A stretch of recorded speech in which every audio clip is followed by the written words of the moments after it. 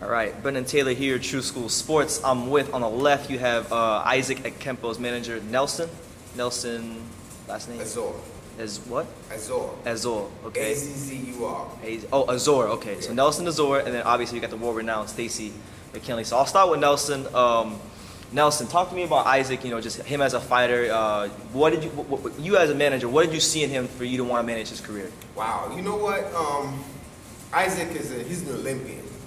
So I've always been a fan of the sport. I own I manage some some music artists. So when I kind of jumped into the sport, I jumped into the sport through one of our other great fighters, Latif Coyote. Okay, yeah. So with that happening, we have a lot of our fighters just reaching out to me like, oh, what's going on? So I've always known Isaac. Like I say, he's an Olympian, and he won major titles in Nigeria, national titles, African titles, the Commonwealth titles. So when he came, when he spoke to me, he said, oh, let's do this. I said, okay, let's do this. And that's basically where all this came. He came to my house in Nigeria, and we talked about it, and we're here, Yeah, and he's training with the world-renowned Stacey McKinley. So we have Stacey here. Fortunately for us, or unfortunately, Stacey didn't pick up training him for his last title until a little bit late. Yeah. But he still showed up right. To us, and I think to a lot of boxing enthusiasts, he did win the fight because what happened through a left hook, not a headbutt. But it's been great working with Stacey. When you have someone that has worked with some great fighters, we talk about likes of Tyson and Zab Judah. We talk about the list is long. Yeah, it's a who's who of boxing. Yes, who, yeah, exactly. So it's been a blessing just to even have him, here, training with Stacey. Okay. And we appreciate it. Absolutely. And Stacey, over to you. You were talking to me a little bit about him as a fighter in the car.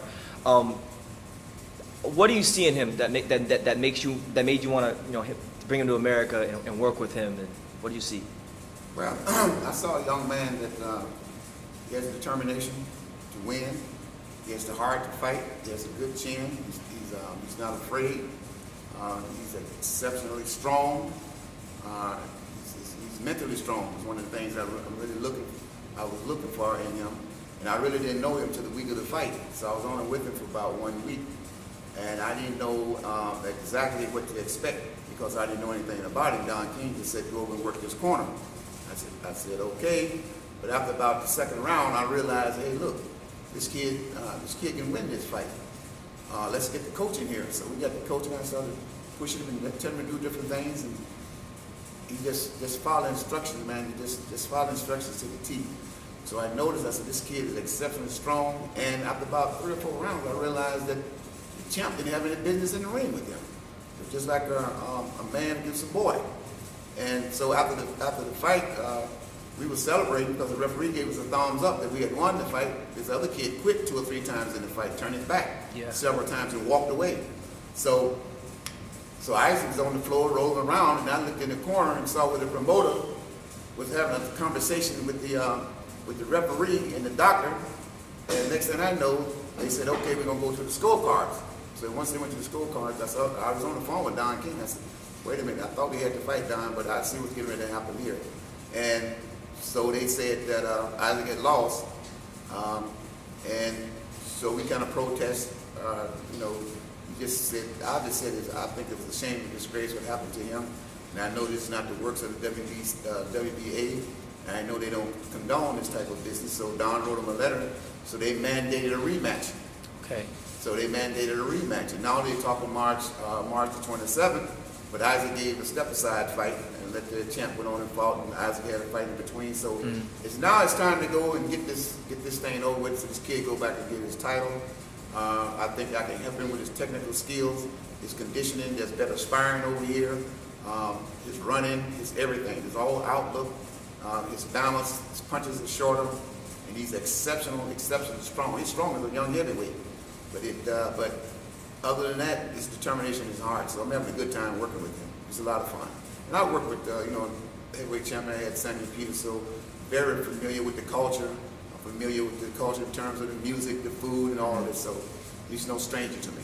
Yeah, and I'm sure that makes I'm sure that makes everything a smoother transition for him coming here to the States. I know that's very daunting, and you've been around boxing for a long time. So what I wanted to ask you was, is there a fighter that he reminds you of, like in boxing, like with his skill set, the way he fights? Is there a guy you can liken him to? Well, I trained a young man by the name of Ricardo Mayorga. Okay. He and Mayorga have basically the same style, skills. And I remember when Don first called me to train Mayorga to fight Vernon Forrest for the first fight, the championship fight. Emmanuel Stewart at the time had looked at Mayorga and said to Don that he thought it was a bad fight, and he didn't think that Mayorga could beat Vernon Forrest. But I watched him shadowbox once training.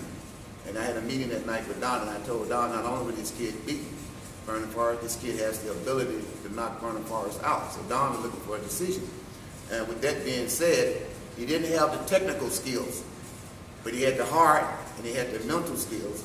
And with a few adjustments, I knew that he could be victorious. And it's the same way with Isaac. Isaac has the same type of skills, but he has that exceptional strength and power. And I call him a gunslinger. He's like a gunslinger. Mayorga was a gunslinger. A lot of people don't understand that. They say, well, Deontay Wilder, he's wild, he throws looping punches, his punches, but you understand, this man's a gunslinger. So you got a gunslinger, so you got to load him up and let him go. So this is what I'm doing with him, and quite natural conditioning and everything, but he reminds me of Mayorga. Ricardo Mayorga went on to win several world titles, and we knocked out Vernon Forrest in that particular fight. So yeah, he has a lot of ability, I'm having a ball working with him. Absolutely, that's great, man. And Mayorga was a great fighter. I believe he's the only Nicaraguan fighter to ever be a unified champion. So definitely a good fighter. And then one other thing, then Nelson come along, which has been great. It's been great because Nelson is a young manager. He's into the game. He has a great potential fighter here. He has several other fighters. He has a heavyweight that's coming here, that 6'10", Olympian is coming here. So he's doing a good job with a lot of the African fighters, and I don't know too much about his domestic fighters here, but it's a great thing to have that African connection because we want to try to get everything straightened out, and we don't want people to be looking at Nigerian. These are Nigerian fighters, they're African fighters, they're Nigerian fighters, and we don't want people looking at the African continent as a shithole of the world. So we got to do something about that, and these kids going to represent the country, and they're going to be the mouthpiece for the country. Thank you, Donald Trump, for bringing this to the forefront. But we're going to do something about it. Yeah. All right. And Nelson, you seem like he mentioned, obviously Isaac is an African fighter. You have another African fighter. You seem kind of be the guy, a guy that's going to bring a lot of these African fighters here to America. Yes, that's my goal. To be honest with you, my goal is to work. When you're working with the greatest promoter of all time, like Don King, you just can't go wrong. So he's given me tremendous support at this point, letting me know that listen. Bring your talent to me, I'll help you out. Yeah. And that's basically what I'm doing. I'm running with it at this point, and I'm looking forward to a long-lasting relationship with DK Productions and Coach and the other fighters that are coming. We have some great fighters coming.